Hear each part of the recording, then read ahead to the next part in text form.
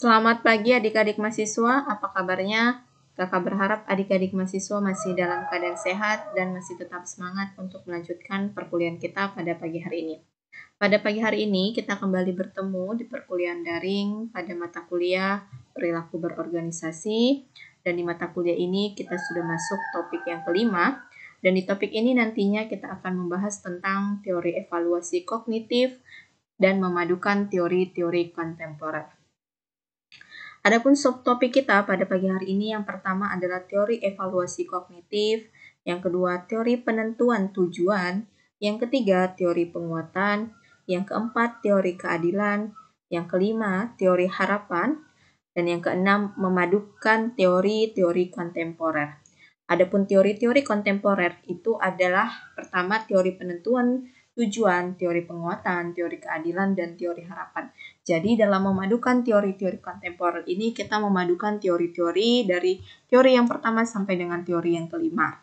Di mana teori-teori ini nantinya akan sangat berguna dalam suatu organisasi untuk meningkatkan prestasi, untuk meningkatkan kinerja pastinya.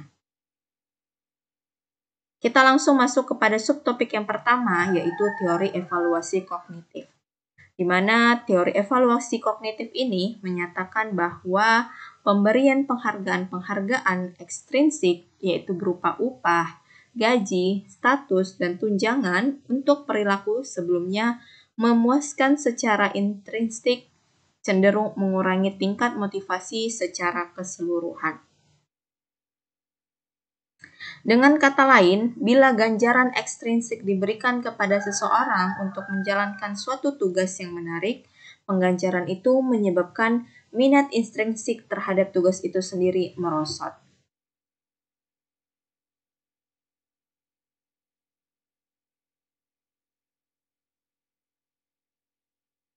Sebenarnya untuk teori evaluasi kognitif ini pada saat ini masih bersifat ambigu, masih belum bisa dijelaskan secara nyata. Kenapa? Karena masih belum benar-benar bisa dijelaskan bagaimana ada keterkaitan antara ganjaran ekstrinsik itu dapat mempengaruhi suatu motivasi, atau bagaimana ganjaran ekstrinsik ini dapat mempengaruhi minat intrinsik seseorang terhadap sesuatu. Lalu kita masuk kepada teori yang kedua, yaitu teori penentuan tujuan. Di mana teori penentuan tujuan ini dikemukakan oleh Locke sebagai teori utama atau grand theory. Di mana teori penentuan tujuan ini merupakan salah satu teori motivasi yang didasari pada premis bahwa seseorang memiliki kebutuhan yang dapat diingat atau difikirkan sebagai hasil atau outcomes atau sasaran atau goals yang diharapkan dapat tercapai. Teori penentuan tujuan ini menekankan pada pentingnya hubungan antara tujuan yang diharapkan dan kinerja yang dihasilkan. Jadi, ketika kita mengharapkan suatu tujuan, maka kita harus melakukan sesuatu kinerja. Jadi, adanya keterkaitan antara bagaimana kinerja kita dengan tujuan yang akan tercapai. Itu adalah maksud dari teori penentuan tujuan. Seseorang yang mampu memahami perilaku organisasi, maka dia akan mempengaruhi perilaku kinerjanya. Jadi ketika dia sudah tahu tujuan dalam suatu organisasi itu, maka dia akan melakukan sesuatu yang sesuai untuk mencapai tujuan tersebut. Jadi dia bisa mensuges dirinya untuk melakukan hal-hal di mana hal-hal tersebut adalah sebagai suatu kinerja untuk mencapai tujuan dari suatu organisasi. Terdapat 5 prinsip penentuan tujuan. Yang pertama adalah tujuan harus jelas. Kenapa? Karena kalau tujuan tidak jelas, maka cara atau kinerja seseorang juga akan tidak jelas karena dia tidak tahu apa yang harus dilakukannya. Lalu yang kedua, tujuan itu harus mempunyai tingkat kesulitan menengah sampai tinggi. Jadi tujuan itu ketika dia sudah jelas, tujuan itu juga harus punya tingkat kesulitan. Kenapa? Dengan adanya kesulitan itulah maka orang-orang akan termotivasi untuk mencapainya. Di mana tingkat kesulitan dari tujuan itu dimulai dari tingkat yang paling menengah terlebih dahulu. Ketika dia sudah mampu untuk mencapai tingkat yang menengah tersebut, maka dilanjutkan ke level yang lebih tinggi lagi. Lalu yang ketiga, karyawan harus menerima tujuan itu. Karena kalau tidak menerima tujuan itu, maka tujuan itu tidak akan tercapai. Karena tujuan hanya bisa tercapai jika terjadi koordinasi antara seluruh orang anggota dalam suatu organisasi atau terjadi koordinasi antara karyawan-karyawan yang ada dalam suatu perusahaan. Lalu yang keempat, karyawan harus menerima umpan balik mengenai kemajuannya untuk mencapai tujuan tersebut. Jadi, seseorang karyawan atau seorang anggota organisasi akan menjadi semangat untuk mencapai tujuan itu apabila dia mendapat feedback atau umpan balik. Misalnya ketika target atau tujuan telah tercapai, maka dia akan mendapatkan bonus. Itu adalah feedback yang akan dirasakan oleh karyawan tersebut. Lalu yang kelima, tujuan yang ditentukan secara partisipatif lebih baik daripada tujuan yang ditentukan begitu saja. Jadi tujuan tersebut akan jauh lebih baik, akan jauh lebih dapat tercapai jika tujuan tersebut benar-benar tujuan yang berasal secara partisipasi dari semua orang yang berada dalam suatu organisasi.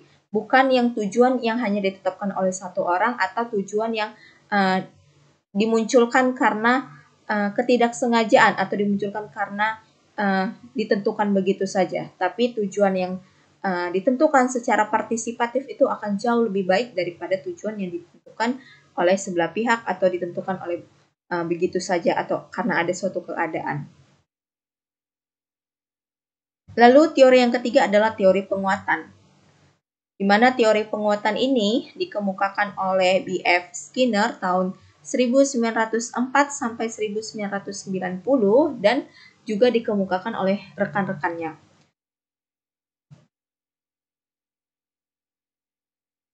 Di mana pandangan mereka itu menyatakan bahwa perilaku individu merupakan fungsi dari konsekuensi-konsekuensinya.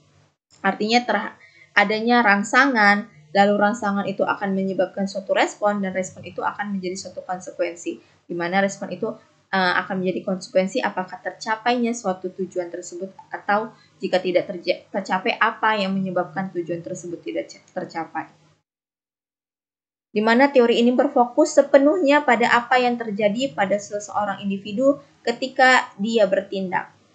Teori ini memang ampuh dalam mengendalikan perilaku dan alasan inilah yang menjadikan teori ini lazim dipertimbangkan dalam pembahasan motivasi. Lalu yang keempat adalah teori keadilan, di mana teori keadilan ini dikemukakan oleh J. Stay Adam tahun 1965 dan ini merupakan suatu teori motivasi kerja, di mana teori keadilan ini menyatakan bahwa manusia mempunyai pikiran, perasaan, dan pandangan yang mempengaruhi pekerjaan mereka. Sehingga teori ini diciptakan secara khusus untuk memprediksi bagaimana pengaruh imbalan terhadap perilaku manusia, bagaimana pengaruh imbalan atau upah atau apa yang didapatkan oleh seseorang terhadap apa yang dilakukannya untuk mencapai tujuan tersebut. Lalu individu-individu akan membuat perbandingan-perbandingan tertentu terhadap suatu pekerjaan. Jadi jika seandainya imbalan tersebut tidak ada, maka individu itu akan membandingkan ngapain saya capek-capek untuk bekerja, sedangkan teman saya juga tidak bekerja secapek saya, tapi dia mendapatkan imbalan yang sesuai dengan saya. Jadi di sini dengan adanya konsep keadilan ini, orang yang bekerja akan mendapatkan yang lebih banyak, sedangkan orang yang biasa saja akan mendapatkan yang biasa saja. Dengan ada perbandingan tersebut akan sangat mempengaruhi kemantapan berpikir dan perasaan mereka mengenai imbalan serta menghasilkan perubahan motivasi dan perilaku. Jadi dengan adanya imbalan tersebut akan mempengaruhi perilaku seseorang, akan mempengaruhi pemikiran seseorang agar dia menjadi lebih termotivasi untuk mencapai tujuan yang diharapkan tadi.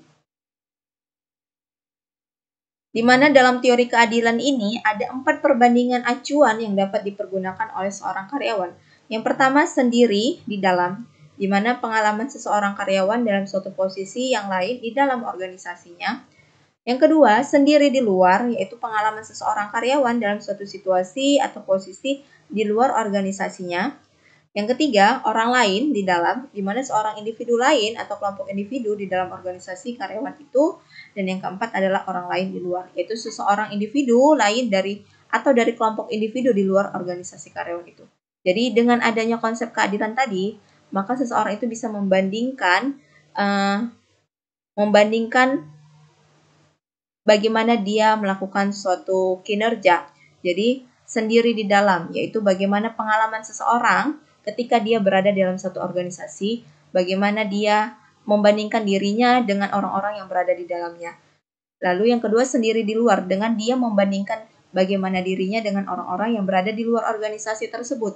Dia membandingkan dirinya, di mana dirinya itu adalah seorang karyawan, dibandingkannya dengan orang-orang di luar organisasi. Misalnya orang-orang di luar organisasi dia atau di luar perusahaannya, dia membandingkan kinerjanya dengan karyawan-karyawan yang ada di luar perusahaan atau orang-orang di luar organisasi.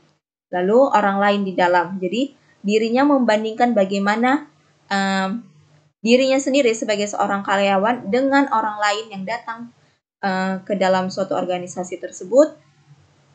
Jadi dia membandingkan bagaimana kinerjanya dengan orang yang datang dari organisasi tersebut. Apakah kinerjanya atau dirinya atau prestasinya sama dengan orang dari luar tersebut. Jadi dengan adanya konsep perbandingan ini, dia bisa melihat dan menilai dirinya sendiri, bagaimana kinerjanya dengan orang-orang yang berada di dalam organisasi, atau bagaimana kinerjanya dengan orang-orang yang berada di luar organisasi, lalu bagaimana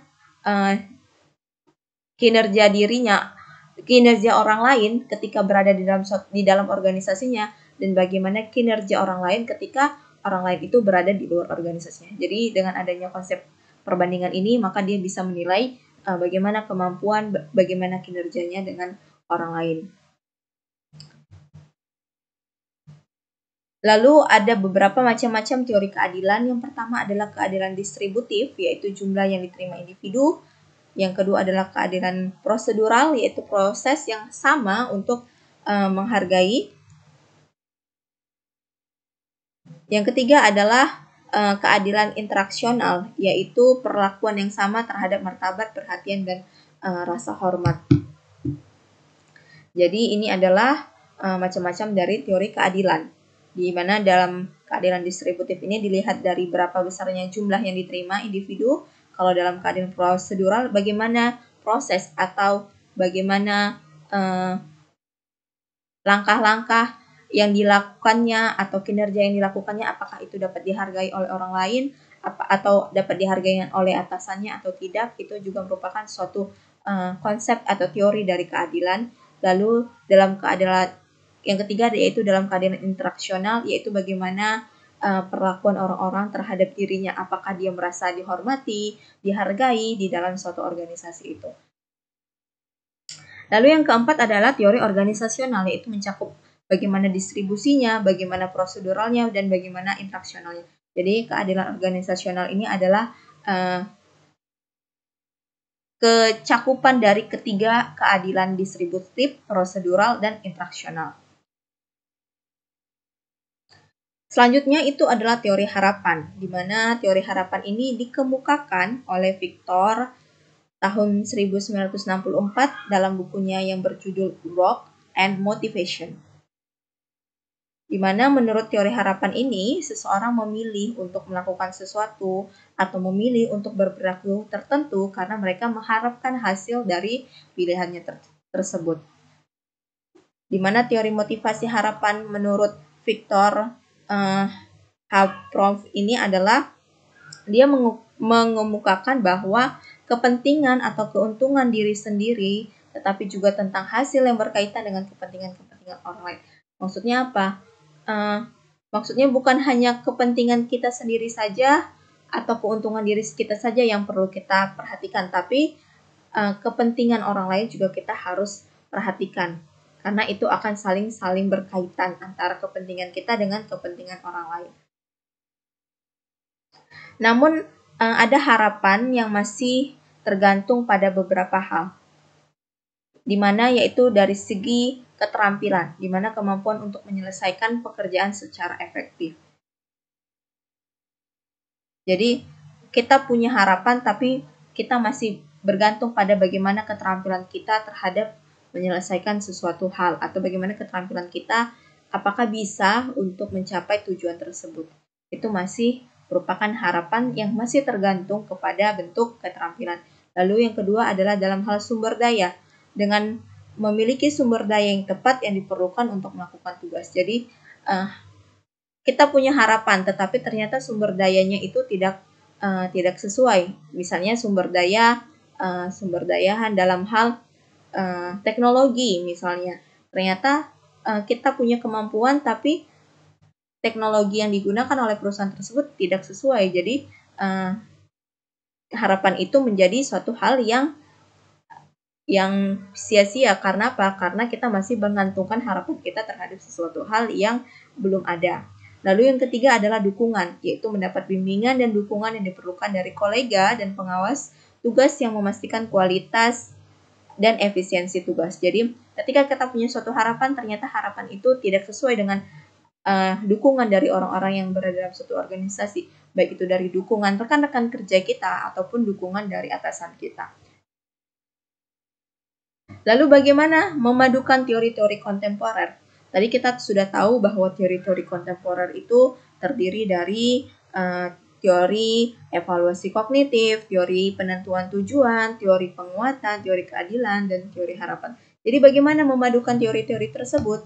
Di mana teori harapan itu akan memprediksi bahwa karyawan-karyawan akan mengeluarkan tingkat usaha yang tinggi apabila mereka merasa ada hubungan yang kuat antara usahanya dan kinerjanya, di mana kinerja dan penghargaan serta penghargaan dan pemenuhan tujuan-tujuan pribadi. Jadi awalnya itu seseorang akan berharap bahwa apa yang diharapkannya itu akan sesuai dengan apa yang didapatkannya. Apa yang dilakukannya, bagaimana kinerjanya itu akan sesuai dengan apa nantinya hal yang akan diperolehnya. Supaya usaha itu menghasilkan kinerja yang baik, maka individu harus mempunyai kemampuan yang dibutuhkan untuk bekerja dan sistem penilaian kinerja yang mengukur kinerja individu tersebut, yang dimana sistemnya itu harus dianggap adil dan objektif. Karena tadi adanya suatu harapan bahwa apa yang dilakukannya itu sesuai dengan nanti apa yang didapatkannya, maka dia akan melakukan kinerja yang baik untuk mendapatkan hal yang diinginkannya. Nah, dalam penentuan kinerja itu diperlukan satu alat ukur atau satu indikator atau standarisasi, di mana yang baik itu adalah yang memenuhi standar. Jadi dia mengetahui kinerja dia itu harus dapat memenuhi standar itu, baru dia mendapatkan harapan yang diinginkannya.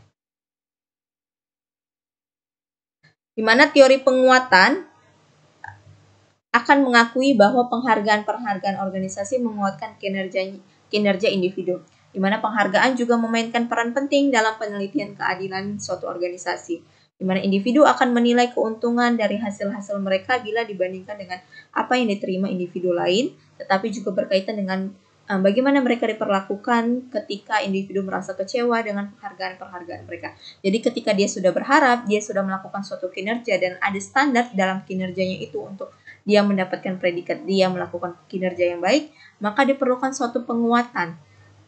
Penguatan ini berupa apa? Berupa penghargaan atas kinerjanya.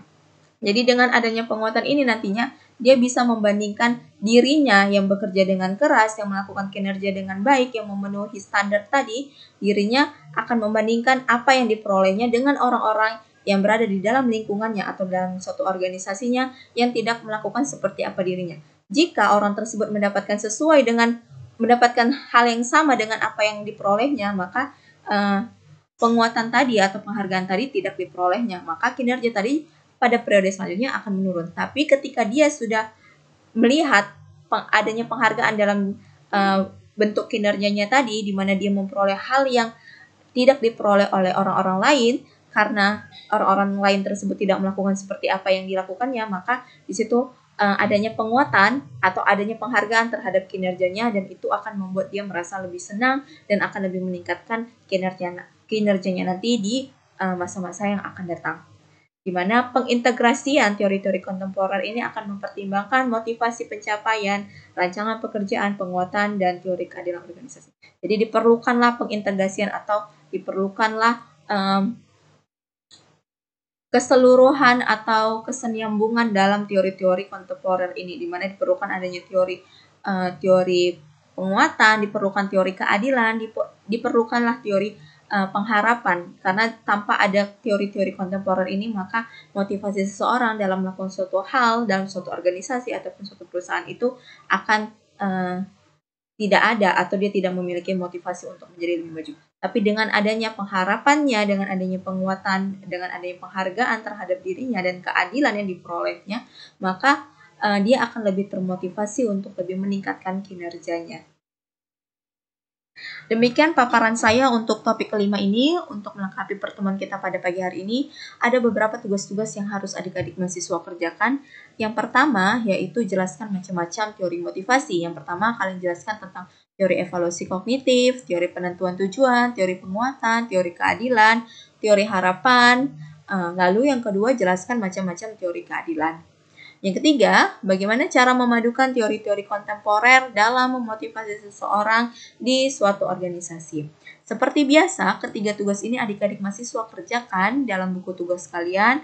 Lalu setelah kalian kerjakan di buku tugas, kalian scan terlebih dahulu tugas kalian tersebut dan gantilah hasil scan kalian itu dalam bentuk PDF. Jangan kalian kirimkan ke GC kalian itu dalam bentuk foto. Kenapa? Karena itu kalau dalam bentuk foto akan sulit bagi saya untuk membacanya, tapi kalau dia dalam bentuk PDF, kalian hanya cukup mengirimkan bentuk PDF itu, kalian tidak perlu lagi mengirimkan bentuk foto, dan itu akan mempermudah saya dalam mengkoreksi tugas kalian. Demikian paparan saya untuk topik kelima ini. Saya ucapkan selamat pagi dan sampai bertemu di minggu depan, dan selamat beraktivitas untuk kita semuanya.